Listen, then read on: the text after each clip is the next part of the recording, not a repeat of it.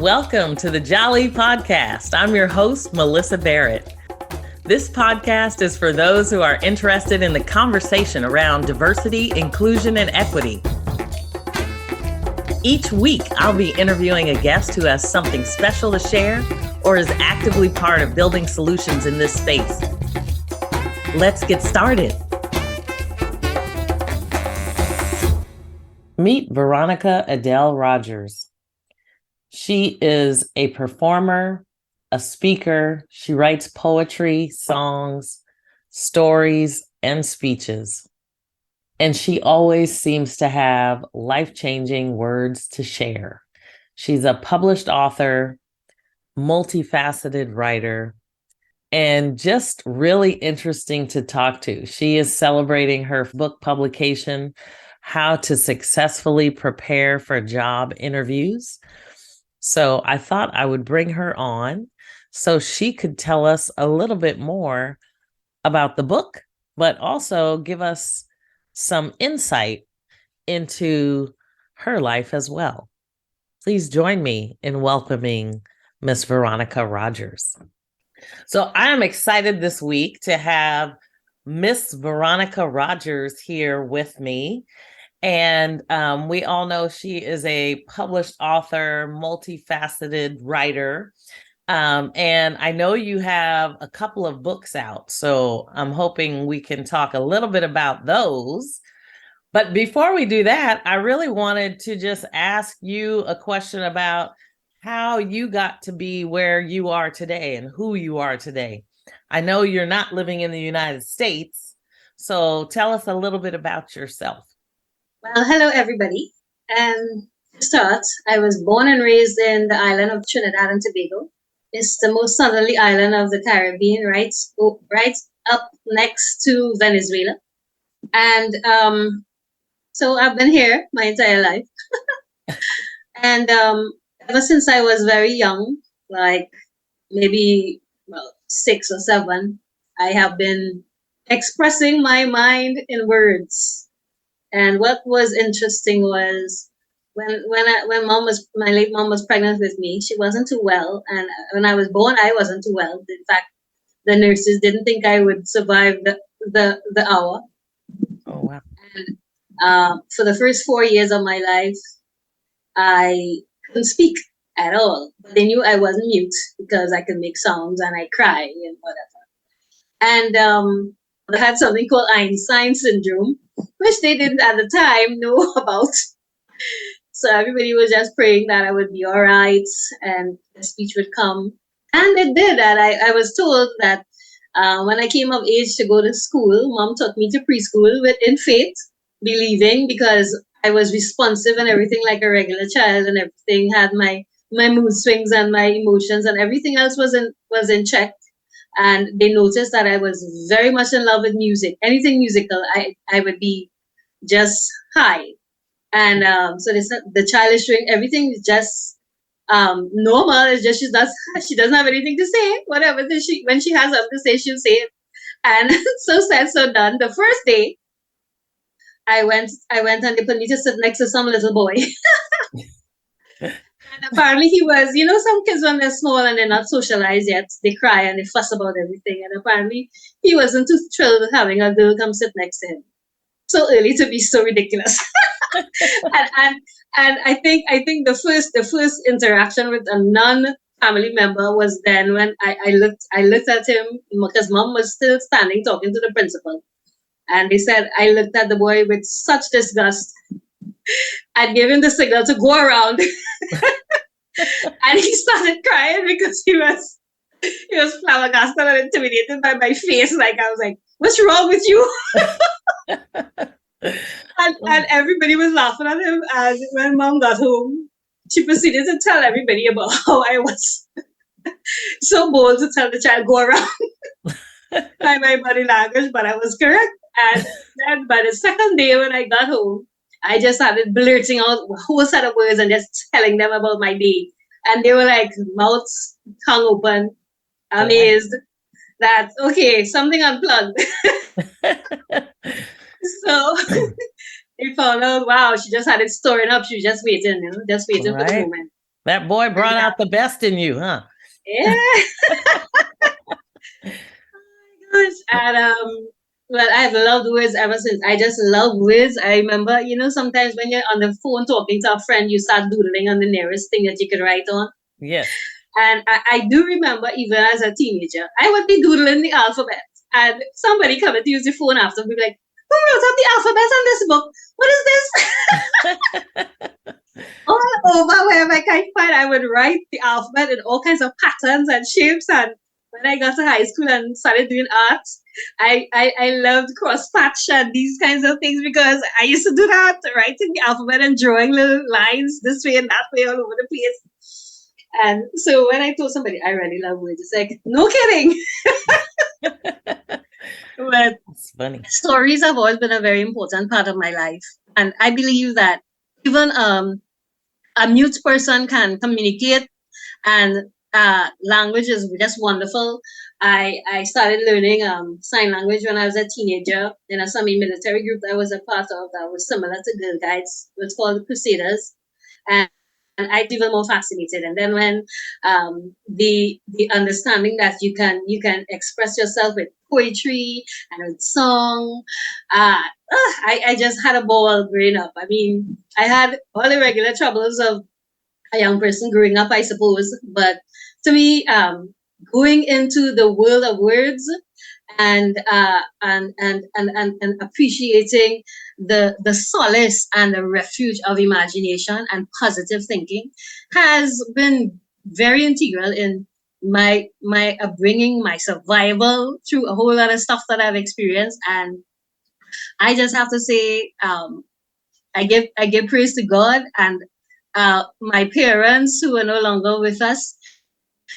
Uh, I really was blessed to have parents that instilled in me a love for learning and did not stop me from always going in a library and Mom, I'd like to get a new book, please. And they didn't deter me, they didn't discourage me and yell at me and say, "What's the matter with you? How many books do you want to get?" And Right. because we were upper middle class when I was little, but started having some financial problems with the different recessions and the different things, and dad getting ill and things like that. So it wasn't always easy to go for them to go and buy me a new book for a birthday or Christmas.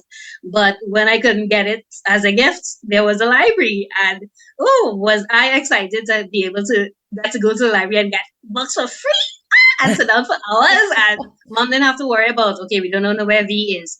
No, they always knew when I was not in the house. I was somewhere in the yard, under a tree or in a corner somewhere quiet with a book. I love it. Or an animal. Because I was another love. I just love animals too. So I hardly got into trouble. I think I started getting into trouble when I was an adult. I love it. Well, and now story, you mentioned being such an integral part of your being. I know there's a lot of history where you come from. How have those stories shaped you? The scary ones that they told us when I was little, the folklore about these creepy little creatures that looked like children but had no face and had their heads turned around and be called duendes, made me stay out of trouble and get home after school. So it instilled in me a respect for the supernatural, Mm-hmm. a curiosity, but caution for the unknown, and a discipline to find yourself where you're supposed to be at what time. So Mom again didn't have to worry about the girls liming late, going by friends and not remembering the time. What? When the time sun started setting, and even before, I would be telling my elder sister, because I hardly went out when I was little. We always went in a group. It's either myself and a sister or a few of us. And I'd be telling her when she's liming with her best friend, it's like, it's time to go. And she's like, what's wrong with you? We have at least half an hour. I was like, no, I want to get home before it gets dark. I don't want to bounce up any trouble. And all the other stories like Papa Bois, the one that loved animals and took care of animals, help us to respect all life and respect animals, apart from mom raising us to respect all life and respect people and to treat all people with um, equality and the same level of regard. That stayed with me to the point where just yesterday I was speaking to someone in LinkedIn because they were talking about the fact that there's still a lot of people that disrespect certain groups of people. And in one of my written works, I was sharing the importance, even when you're going to an interview, of showing respect for everybody you meet, because a lot of young and middle-aged people forget that the boss can change his suit and put on something scruffy, wear slippers, rumple his hair, go around the back, and then come in pretending that he's the plant man or he's the cleaner or he came to look for a relative and he just jumped into his car and then started to fuss up. And they can observe how you treat everyone that comes in the interview room. And they could be looking at you on camera. You don't even know because there are all kinds of cameras now. Yeah. And they could send the cleaner to spill something near to your foot and see how you react and all of that. And Yeah. so these stories, they not only instill in us a discipline and help me to realize, well, wow, well, if they could write that crappy story, I could probably write something better. And to build a self-esteem and a confidence that I can do it. I know I can do that. I can write a story too. So when it came time to school, um, getting an assignment where you had to write an essay, write a story, I was elated. I want a few children in the class that would ace it and never be afraid to say what I have to say, whether I had to make something up or I had to talk about something that actually happened, which is the difference between fiction and nonfiction, which I learned very early and found exciting. The rest of the kids be like, "Girl, something's wrong with you." No, something's wrong with you. How could you not want to share about what happened in your holidays? How can you be afraid to talk about something that's supposed to be so natural? Yeah. And that confidence stayed with me, and I passed it on to younger people in my family, pass it on to my daughter, pass it on to students that I eventually ended up teaching. And that is the thing about your beginning is very important because it determines your ending. It determines the person you grow up to be. And Yeah. in the Caribbean, we have lots and lots of stories. We have lots of folklore. And even in the festivals, we celebrate things like in Carnival that we celebrate February, March each year as the Lord allows them. You see all the characters that they could muster up, all the costumes that are made about the griot and the guys wearing the stilts. I forget what they're called. And the mud monkeys. There's another word for them too. All these amazing creatures. Some of them are really creepy and kind of scary, but you know the background behind it, and that it all started with people taking something negative that occurred and finding a way to spin it, turn it into something that not only lives on but can be deemed as a positive, because a lot of the descendants of slaves and the descendants of the indentured laborers um, created stories for their kids to have something to entertain them and to keep children from crying when they were hungry and to pass time when they were sheltering from bad weather and all these kinds of things. And I really admire the past storytellers that have set the pace for us and have instilled in us an appreciation of uh, fantasy versus reality, and just finding a way to find something to celebrate about in the past of your ancestors and even yourself. Yeah, I love that. Well, I have a special place in my heart for the griot because my husband was the Jali. Yes. So I know you talked a little bit about, interviewing. So I do want to, kind of jump over to your recently published work about how to successfully prepare for a job interview. And I know, landing your dream job, everybody wants a dream job. They may have an idea of what they want to do. And you are dropping some nuggets here on successful interview techniques. I know my dad always told me you smile and speak to everybody you see, whether they're, picking up garbage or cleaning or whatever they're doing. They have an important role in whatever the process and the circle is. So I love that you talk about, equality in that way, because I think nowadays people start talking about equality, and there are so many different aspects to equality, even starting small.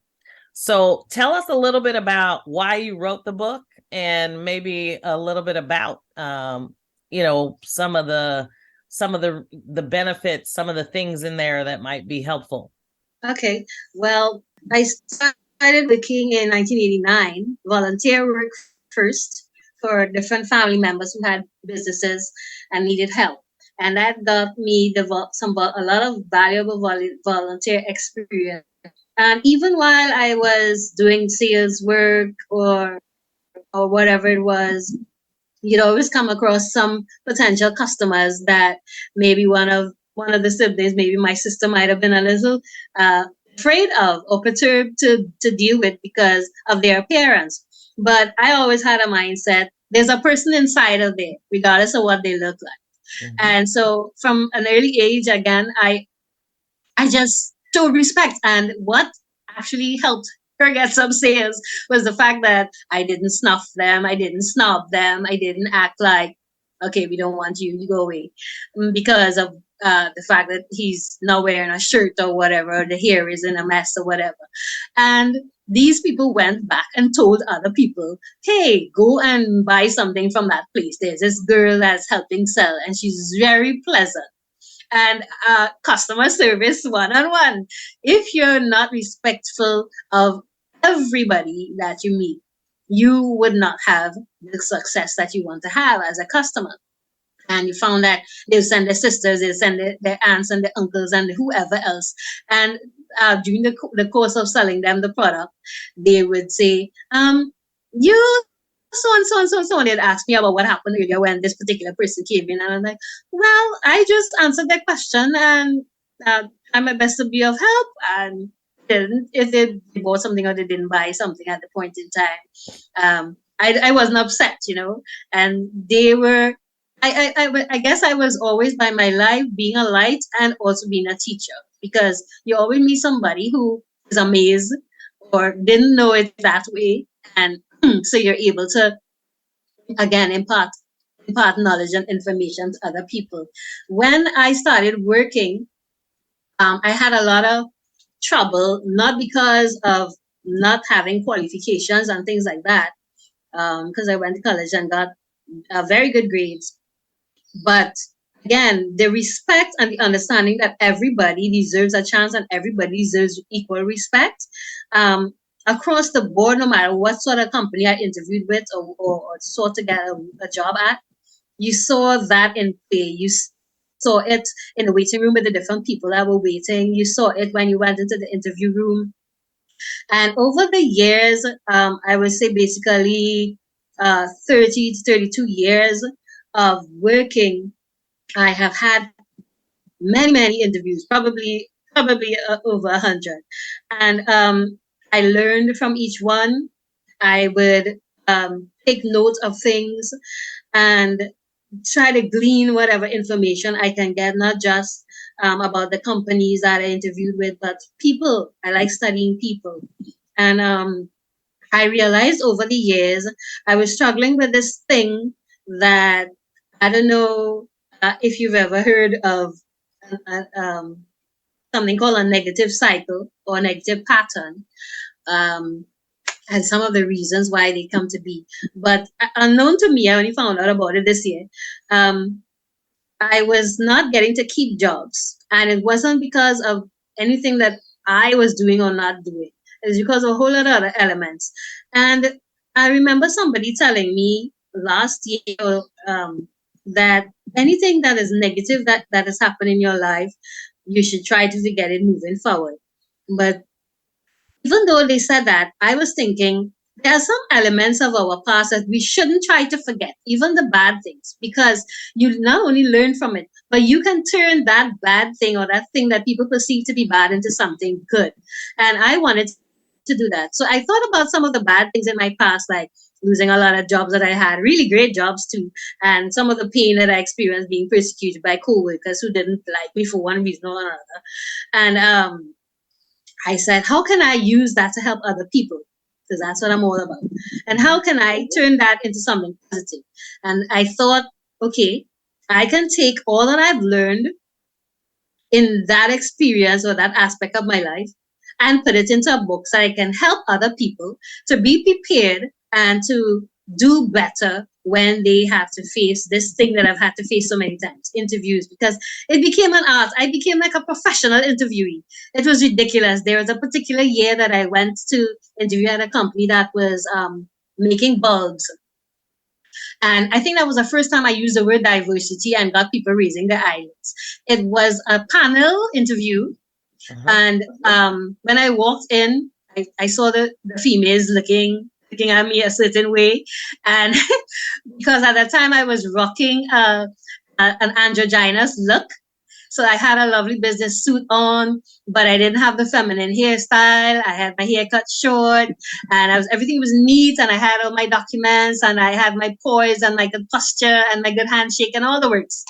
And the interview was, as far as anybody would be able to judge, excellent.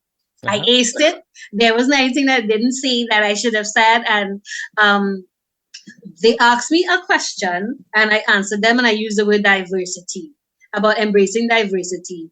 And the two females looked at each other. One of the guys started twitching a foot like he was nervous, and the other one did a sort of not like, okay, then, that kind of. And as soon as I said it, a little check came inside of me saying, oops, you shouldn't have used that phrase. That isn't accepted yet in society. From the time you started to talk about rights and diversity and equality, they either think she's some kind of feminist, she's an activist, she's one of those troublemakers who's going to start a fight for equality in the workplace. They don't want the females to this and that and the other, and they're talking about sexual harassment, or she must be gay. Let's pause for a moment. We'll be right back.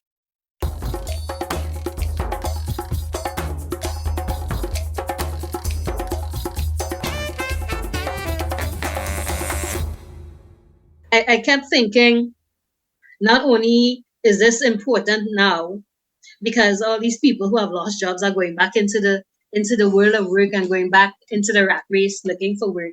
And some of them might have forgotten what to do. They've been working at a company for so many years, And even the young ones now coming out of college and now coming out of school and want to get some work for the summer or some work before they go back. I think it's timely and it's really valuable. And I do hope, and I really believe that it is for everybody. It is for every type of person, no matter what is the age range, no matter what is your gender, your race, your religion, no matter what. It is important to know how to be prepared for the interview you have to face. What the was would most likely be thinking about. What are the purposes of interviews? These are some of the things that I cover in the book. The reasons for interviews, the steps you need to take before you reach even that interview stage, being even called or written to be asked to an interview. There are things that you have to understand and be prepared for. And two of my favorite chapters are what interviewers look for and what interviewers look at. And they seem to be almost the same thing, but they're not. And at the end, after I talk about that and the structural stages of the interview, the day of the interview, before you get to the venue, when you get to the venue, after the interview, and two of the most popular chapters, I think, will be some of the toughest questions asked and how to handle them, and the reasons for not getting hired, and tips on how to improve your chances. Because in going to some interviews, I hear people talk about some of the other people waiting in the room talk to each other. They talk about past interviews that they have had and previous time they applied to work at that particular company and how it worked out for them. And I was just thinking in my mind, and you're deciding to talk about this now while you are in the waiting room, whether staff can hear you? Unbelievable. And I was like, they're not going to get you. And then you meet some people who get negative right through. They're just negative. They bad talk the past boss. They bad talk the past co-workers. They bad talk the security guard they met on the way in. And I'm thinking, why doesn't this person just be quiet? Best they stayed home. And I'm thinking, I need to write this stuff down because people need to know. You don't go to an interview and bad talk to the boss. Doesn't matter how horrible the person was. If they made a pass at you, doesn't matter. You always have to find a positive way to talk about that past company. And why? Not because you're lying or because what happened didn't happen, but because the person that is sitting before you really doesn't want to know about all that bad stuff. They are simply asking you to tell them about that job because they want to know if you are going to bad talk them if something goes wrong there. That's the basic bottom line. And you realize in everything there's an element of selfishness when you're dealing with other people and money. They always think about the bottom line. They always think about how it's going to affect them and the company and the bottom line, the gross at the end of the day, at the week and the month and the year. So you always have to remember, put your best foot forward and your best words forward and always try to present anything in a positive light. You can present being harassed in a positive light. For example, the very first paid job I had, um, I didn't put this in the book though. But the very first paid job, I was about 20, maybe 2021. And it was a summer job that had potential to turn into a permanent job. And, and it wasn't even 2 days into the job. I distinctly remember I was sitting at the desk doing my work. And the head of security came up to me and the guy started flirting with me. Just like that. Day two, I didn't even have time to get accustomed to the place and this guy started in only to and I was raised Christian and very very circumspect and my daddy didn't play and so I was not about to go and cause any problems. I was not interested. The man was old enough to be my father and I was there to do a job and I intended to do it to the best of my ability and leave with good reviews. This man was asking me if I needed a lift down to town and a whole set of stuff. And the man would not take no for an answer. He kept coming back each day. He would come and stand by the desk. And by the end of the week, I got concerned, and I went to my senior, the one right over me who I was assisting. I told her about it, and she said, "Yes, I noticed that he was coming around, and I'll observe him for the next couple of days. And if it's getting to be where you're really uncomfortable, we're going to take it higher. Okay, but for the most part, ignore him. Just tell him morning and evening and try your best to be busy so he would take a hint and leave. Take a hint and leave. Yeah, he left, but he kept coming back. And it reached a point where some friends that I made, some female friends that I made at work, one of them had a car and she lived near to me. And so we decided to carpool. So she said she would give me a lift. And he didn't know all of that. But he assumed one day when he came and asked again, and I said, "No thanks, I'm getting a lift with someone else." He assumed that I was just playing hard to get. And I went to her and I told her about it. And she's like, "Well, no, I'm not having that." But she's deceased now. She went and she started up a conversation with him to confront him about his behavior and to let him know not only is it unprofessional and immature that you're dealing with this young girl who just started working here, this young girl now come out to the world of that's the kind of thing you let any girl meet for the first time, and you're too old, you should know better, and a whole lot of stuff she told him. And he stayed away for a while. And then when he did come back and talk to me, he tried to make it look as if I led him on. And then I'm pretending that I'm getting a lift with somebody else. But the long and short of all that experience, if I had to answer a question like, what is one difficult thing that you had to overcome while you were at a past job? There's so many ways that you could say it, but the best thing would be try to put a sort of a joke into it and say, well, I learned in my very first job, and ever since then that I am so cute. Some people just can't concentrate on their work. Now I can say that instead of saying, I was almost sexually harassed and I was stalked by a coworker. I mean, the person on the other end of the table might not be too comfortable with that response. So in the book, I share scenarios, or I present the facts and I give examples, whether hypothetical or a little bit of truth and experiences that I've had, particularly in the end where I got really comfortable because I wrote the book as if I'm speaking to somebody. I'm not just on top a pulpit or on top of a stage in a conference or something talking, but I made it professionally personal. you know, Right. so that the person will get a tone of, okay, this is an older person with experience. She's not just talking off the top of her head or stuff she researched. She's telling us based on experience. And I wasn't ashamed to let them know that I've actually been successful at being offered at least 30 jobs. So it's not that I'm just telling you stuff. It's stuff that works. And I've learned that the more you learn and the more you apply what you learn and you teach other people, to me, you solidify the lessons. And it's so much richer.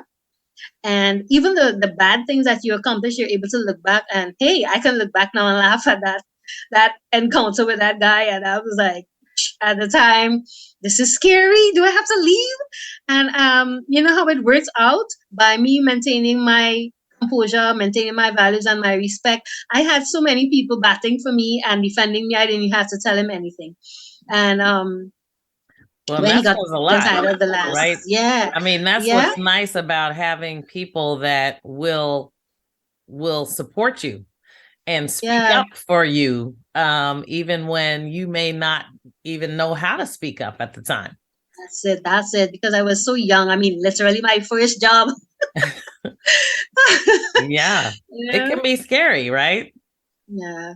Yeah. So that's basically what inspired in me getting that book out, and I'm so excited. I can hardly wait for people to start to really realize that it's there and get their hands on a copy. So Yeah. it's going to be available free all week next week from the 9th to the 13th of January on Okay. Amazon.com.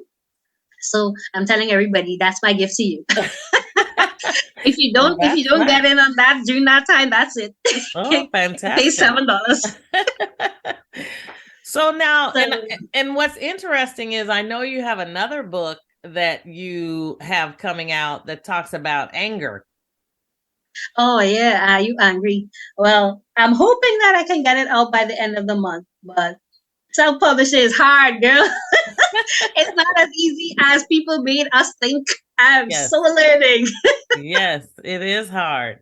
Yeah, because for the past 4 days since I put out the first one, I have been looking at the cover and not liking what I see, and the templates and all that's available. Having to learn, it's like they put me into the deep water of the sea of technology. I had to learn so many new things in the past 4 days, and I was up all day yesterday from since after 1 in the morning till after midnight this morning. Didn't get a wink of sleep trying to just get it perfect and organize the cover and the manuscript for the paperback version, because right now I have everything in except the book cover for the paperback. Okay. It's not as easy as it seems. Yeah. That's when I think, okay, should be easy. Just about 5 clicks and I should be done. Yes, it takes a village sometimes, you know. Hmm. So, Are Um, You Angry is the title of that second book. And the subtitle is something to the effect of take back control of your life and your emotions, because again, through experience and observing other people and how anger has destroyed their life and wrecked their reputation, mess with their social life, I mean, mess with everything, even messes with your spiritual life, I realized, okay, this is something that needs to be said. And I observed particular groups of people in society, and I love them to bits. So this is not crit- a, a, um, Critique. a critique. It's just an observation and my opinion. You don't have to agree, but I think the LGBT community, it has a lot of angry people, and I think rightly so, because they've had to endure like other groups of people, like different races who have been enslaved, and people who have been in war, and it seems like there's no end to the suffering of their race and their descendants. So I understand that there are different groups of people who are angry, but I noticed even when I was little and I had to ask mom, why is he so angry? If he's so angry, why do you call him gay? And she cracked up because children say things in a way that's different from us adults. Mhm. I was seeing it as this: if gay means happy, Right. because they didn't explain to me what gay was when I was little. Right. All they said was, this guy's gay. And I was like, how do you know he's gay? He doesn't look happy to me, you know? So I was trying to understand. And even growing up, meeting a lot of them, dealing with a lot of them, working with them, you meet a lot of angry people. And I'm like, why are you so pissed off? And the basic reply is, we have to fight so much to get our rights. And somebody's always on our case, and somebody's always trying to tell us how to dress and how to speak and how to whatever. I thought about it and I said, okay, I can understand. I can empathize. Because I was the last in my siblings. My parents made 7 of us, and I was the last. So you know what that means, right? That means that there are many people who are going to be telling me what to wear, how to fix my hair, what to put on my feet, how to speak, how to stand. And if even if I'm just at home, just relaxing, and I'm just maybe performing a song for a family guest who's heard that I can sing and wanted me to sing something for them, when I'm done having a ball and singing a song and I go back inside, some sibling might be saying, "Why didn't you put your hand like this? Or why didn't you?" I'm like, "Is there not a cause? Kind of person breathe?" So I could relate and understand if someone has a problem with people not liking how they dress, not liking what they say, not liking something about it. And in every place we go, there's always a culture. There are always rules. There are always expectations. There's always stereotype. There are always people that are in charge of stuff who have a bias, and these biases come to people because of how they were brought up, what they were taught as children, what they were taught as teenagers, the fact that they didn't know squat, just like I had. I had a lot of biases when I was little and a teenager because I didn't know any better. When I became an adult, obviously, I started to learn and I started to realize, hey, but you know what so and so taught me was wrong. And they are not all bad, and they don't carry on like that. And not all of them wear tattoos, and not all of them have extra piercings all over the place. So, you know, a whole set of different stereotypes, Right. beliefs, and myths that people have been taught. Again, the use of words. So I realized again, words can hurt and words can heal. And so I wanted that book to be a source of healing. I wanted it to encourage, I wanted it to enlighten people, to provide information that people didn't have about anger and about how it works and about the fact that it doesn't work alone, and for those who believe in spiritual entities, for them to understand and believe for real that you're not just suspecting this is a spirit, but to know that it is a spirit and it doesn't work alone. He's got some buddies that move with him and they cause real havoc into the life of anybody who entertains them. And the first way we entertain anger or any habit or any problem that we end up having as a result of just letting something in that's negative into our mind is that the second time you do a thing, you have created a habit. And then from that, the more you do it, the more it becomes a lifestyle. So, if, for example, someone thinks they have an unclean spirit, there are two kinds of unclean spirit. There's one that means it's just bad, and then there's one that means it's dirty. It likes dirtiness. So, if you, for example, you throw litter on the ground and you say, well, it's my yard, it's my room, it's my whatever. It's my house, so I can be untidy. I can leave the way it's dirty in the sink all day. I don't have to wash it. I don't have to fix this. I don't have to make my bed. I don't. And so you live in that mindset that I don't have to be clean. I don't have to. Then the second time you do it, and you think, I don't have to clean that now. Hello, the unclean spirit is hanging around and heard you say, I don't have to. And they're like, oh, okay, thank you. That is an invitation to me. I'm coming in. So they come and they start to live in your life, they live in your mindset, and they bring along their friends, they bring along the little bug, they bring along the rebellion, they bring along the one that is disobedient and doesn't like to follow rules, and all these kinds of similar spirits that have a similar mindset of, I don't have to. I don't have to listen to my parents. I don't have to listen to my boss when he tells me, you got half an hour to finish that project. So whatever it is that we do repeatedly is something that stays with us. And anger is no different. And it is a very, very strong spirit, a very, very hard habit to break. I know of a particular person, when they are not angry, they are so sweet. They are so helpful. You like to have them around. And when they are angry, girl, nobody wants to be around them. Anybody who has to come and deal with them to do work for them, they are hustling to get the job done so they can get out of their way. Because that person, when they start, all it takes is one tiny thought of something that gets them upset, and they just run with that, and they go from this topic to this topic to this topic to this, and every time they start to talk a new topic, they're more and more angry to the point where you're like, oh, just now she might lick me down. You know, that's say a phrase over here that means to hit you where you knock out. Right. So, Right. and it's really sad, and I really really am looking forward to getting this out, and I want to make sure they get a copy. And I'm hoping, because they're so angry most of the time that you can't even tell them, you know, you're angry a lot. Why are you always so angry? When you drive with them, they've got road rage, the slightest little bad drive, they're screaming, trying to scream at the person, and when the person's window is up, they're upset because they can't scream at the person in the road. It's like you have to put earplugs in your ears to travel with them, and it's not nice. It's not a nice thing. And do you know anger causes a lot of illnesses?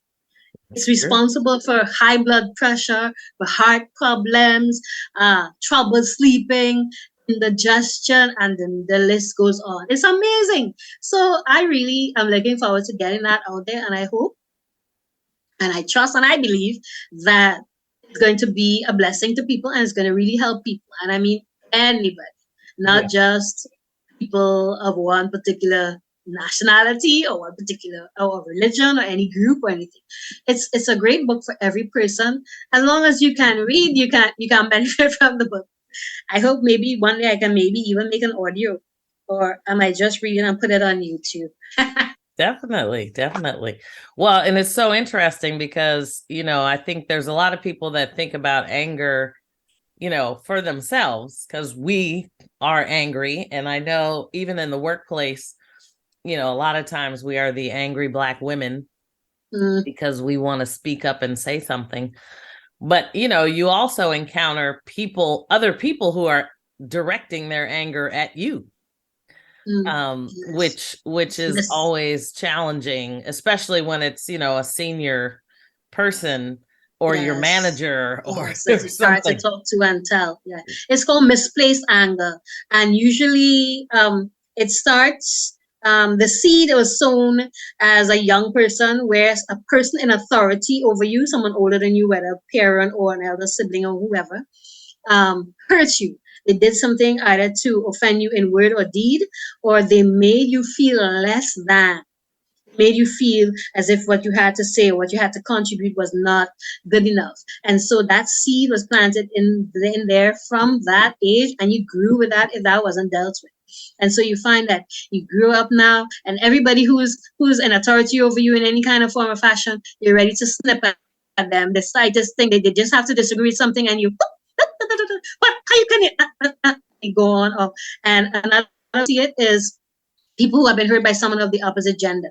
The person has gone on and broken up with you and gone their way, and everybody knew you meet, they're getting a taste of your rage. So you're at the bar, and a guy just comes over and he simply asks you, what's good in here today?" And he's not trying to pick you up, he's just really, and you ready to bite the guy's ear and nose off with some kind of remark. You think he's coming on to you, and he either looks like the person you were dating, or he sounds like him, or he's wearing the same cologne. Something triggers you, apart from the fact that this person just came up to you and said something. And it wasn't even anything disrespectful. Worse yet, for the ones who actually dare to disrespect you, well, wow, they're going to get full brunts. And so it's misplaced because it was intended for the original offender. Hmm. But because that person is no longer available, whether they had died or they moved on or they're out of the country, you take out all that rage and put it somewhere else. And that's really sad. So I have that in there as well, talking Yeah. about that. Wow, that's great. Interesting. So what is next for Miss Veronica Rogers? I can't say. I'm just gonna follow the guidance of the Lord. I've got a lot of books, so I'm gonna look at that and on how I feel that what I see to be the need in the society Hmm. at a time. I might go that way. And there are books for different age groups as well, because I have children's stories, teen stories, young adult and adult stories. I've got fiction and nonfiction. Fantastic. I'm working on a bio, but I don't really like writing bios. I rather that someone write a bio about me as opposed to me writing it, because you get a different feel, a different slant to it. And the good things you say don't sound like you're boasting. And some writers have a particular uh, observation that they have made about bios and people writing bios, and I'm not going to say out loud. I don't want to give it any power. But I'm looking at possibly doing maybe 2 of each type of book and then coming around again. Okay. So I'll do 2 nonfiction, then 2 fiction, and work on getting two more songs out, because I have a Christmas song out and a Kaiso soca. You know, in Trinidad, we have a special sort of music called calypso, and there are different members of the family of the calypso band. There's Kaiso, which is a story put to music. It's kind of different from the entertainment type of music. And we have calypso soca. We have Kaiso soca, which is a combination of the two. And I have a Kaiso soca song. It's great for aerobics called Jump Up and Wave. And I first performed it in 2007 in college for a songwriting competition. They had just a brain cooler after exams for us to cool down. And I did an adaptation of it for the gospel arena for churches that like to worship in the dance.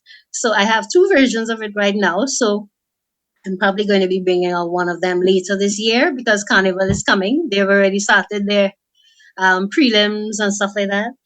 And although I'm not a very active participant in Carnival, because it's so small, I thought it was a bit scary because these costumes are so real. I stood up with Daddy and I was like, Daddy, I want to go home. He's like, what? You've been here like 15 minutes. No. But there is a lot of potential for writers in that particular aspect of our culture, because you get to see a lot of the talent of the songwriters, the composers. Even though some of them that sing their own work and write their own stuff, they tend to have a sort of a signature like Michael Jackson. You know, you can tell a Michael Jackson song by certain things. So singers here, they each have their signature, their own tone, their own intonation. There are 2 guys that are very similar, and I have to always ask somebody, is that so-and-so? Is that this other guy? Right. But, that's great. So it's good. Before we go, though, I want to make sure people know where to get your books. Okay, it's on Amazon.com. You just have to look for either you can type in how to successfully prepare for job interviews. You can type in the title, or you can type in my name, Veronica Adele Rogers, and it should come up. And from there, you'll be able to easily click and make an order. You can read the ebook free. You can get it free to read next week. And the paperback, as I said, I'm trying to finish the cover. So that hopefully by weekend, the cover should be up and everything should be ready. And they could be able to order paperbacks to buy for gifts for people. And just have in your library. It's a great gift to give to someone that's about to enter the world of work, or has already entered and is having a hard time getting jobs, getting through with even being called to an interview. So it's a good book, a timely book for them to get, so they can know all they need to know to get prepared. So when they do everything that's advised and they get that interview call, they can go and rock it. They can shine and come home feeling elated and positive and jump and do a jig when they get the call that they got the job. That's right. Well, awesome. Well, thank you so much, Veronica, for joining me. You dropped a lot of great nuggets for people, whether they're interviewing or angry or dealing with just challenging situations even. And I know when I always think of an interview, I always think of preparing for how I'm going to tell these stories when they start asking questions, because I think there is a lot to just being able to tell a story. So thank you so much for joining me, for, kind of dropping some knowledge on us. And we are looking forward to hearing more from you and seeing more books.